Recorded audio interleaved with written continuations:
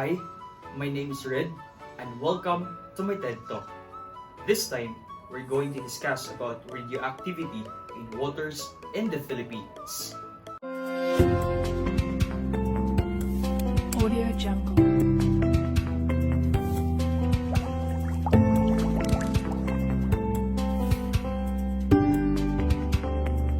Audio Jungle.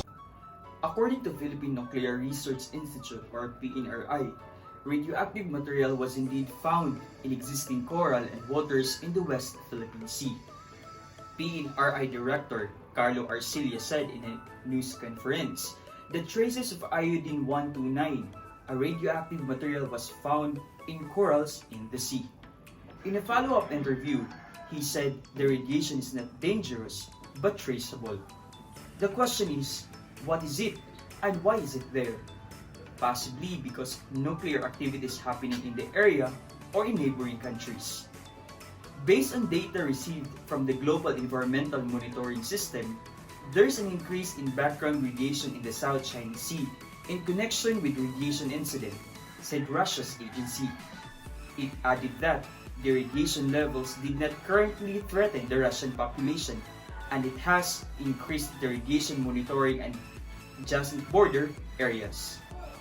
Iodine-129 is a long-lived radioisotope which occurs naturally, but also is of special interest for monitoring and effects of man-made nuclear fission decay products because it serves as both tracer and potential radiological contaminant.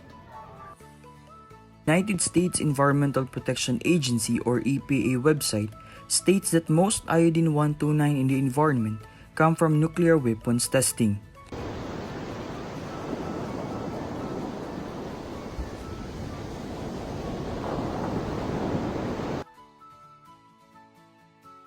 Atmospheric testing in the 1950s and 60s had released radioactive iodine in the atmosphere, the EPA stated.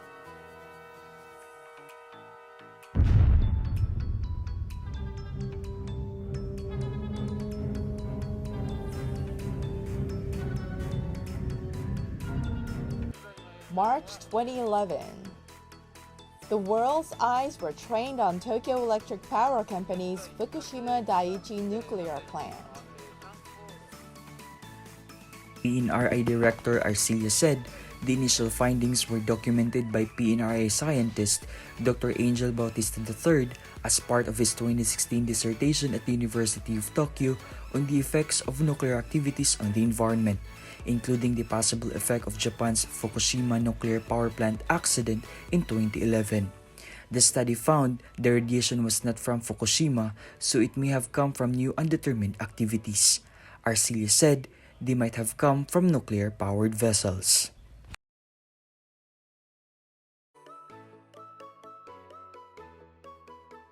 Arcilla stated the iodine-129 levels in the West Philippine Sea in 2020 were higher than surrounding areas, although further tests need to be completed to determine its source. Studies will continue, and the Philippines has plans to construct 10 environment monitoring stations for placement facing the West Philippine Sea.